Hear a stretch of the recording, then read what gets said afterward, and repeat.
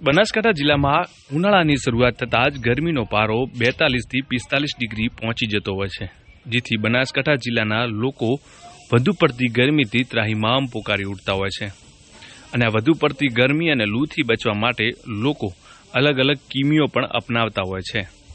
ત્યારે અત્યારે ગરમીનો પારો 42થી 43 ડિગ્રીએ પહોંચ્યો છે અને વધુ પડતી ગરમીથી બચવા માટે બનાસકાંઠા જિલ્લાના લોકો સૌથી વધુ ટોપી અને ચશ્માની ખરીદી કરતા જોવા મળી રહ્યા છે. અત્યારે જાહેર માર્ગો પણ ટોપી અને ચશ્માના અલગ અલગ સ્ટોલ પણ લાગ્યા છે અને લોકો પણ આ ગરમીથી બચવા માટે ટોપી અને ચશ્માની ખરીદી કરી રહ્યા છે. હું ટોપી અને ચશ્માના વ્યાપારથી સંકળાયેલો છું. એમ તો ટોપી અને ચશ્મા ઉનાળામાં વધુ વેચાય છે આઉટ સિઝન કરતાં, અને અત્યારે બનાસકાંઠામાં ગરમી બહુ છે, 42થી 43 ડિગ્રી જેટલી, એટલે લોકો અત્યારે ખરીદી વધારે કરતા હોય છે. મારી પાસે નાના છોકરાઓથી માંડીને મોટા સુધીની ચશ્મા અને ટોપીઓ છે. શું ભાવ છે? મિનિમમ 50 રૂપિયાથી ચાલુ થાય છે અને 200 રૂપિયા સુધી છે. આમ જનરલી શું ભાવ હોય છે? એમ જનરલી ભાવ એ જ 100 રૂપિયા સુધીના હોય છે, પણ અત્યારે ઉનાળાના હિસાબે સનગ્લાસને એ ટાઈપ આવે છે એટલે 200-250 રૂપિયા સુધી મળી જાય છે. લોકો સૌથી વધુ ક્યારે ખરીદે? લોકો અત્યારે ગરમીના કારણે જ વધુ ખરીદે છે, નહીંતર આઉટ સિઝનમાં ઓછું જ આની ચલણ હોય છે.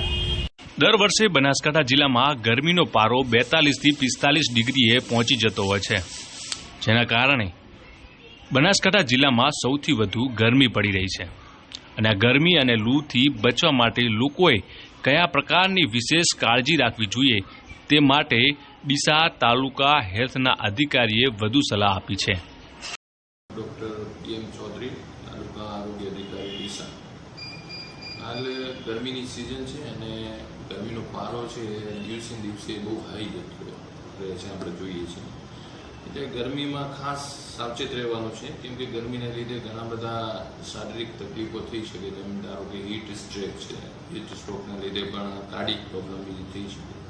એટલે એનાથી બચવા માટે ખાસ કરીને શરીરમાં ડિહાઇડ્રેશન ન થાય માટે આપણે પુષ્કળ પ્રમાણમાં પ્રવાહી શરબત પીવું જોઈએ અને શક્ય હોય ત્યાં સુધી દિવસના 12 વાગ્યાથી સાંજે 5 વાગ્યા સુધી વગર કામે બહાર ન નીકળવું જોઈએ. અને જો બહાર નીકળવાની જરૂર પડે તો માથા ઉપર ટોપી અને સુતરાઉ ઢીલા કપડાં અને સાથે પાણીની જરૂર પડે તો બોટલ લઈ જવાની રહેશે અને છાંયડે શક્ય હોય ત્યાં સુધી ઊભું રહેવાનું છે. અને ઘરમાં પણ કુલર, પંખા, એસી તેનો ઉપયોગ કરવો હિતાવે રહેશે. ગરમીથી મુખ્યત્વે હીટ સ્ટ્રોક લાગવાથી શરીરમાં પાણીની કમી થઈ જતી હોય છે, એને લીધે એમાં માણસને બેચેની, ખેંચ અને માથાનો દુખાવો અને બેભાન પણ થઈ શકે છે. આવા સમયે ખાસ પ્રવાહી પીવાનું છે, ORS પીવાનું છે જો શક્ય હોય બાદમાં, અને તાત્કાલિક સારવાર માટે જવાનું છે.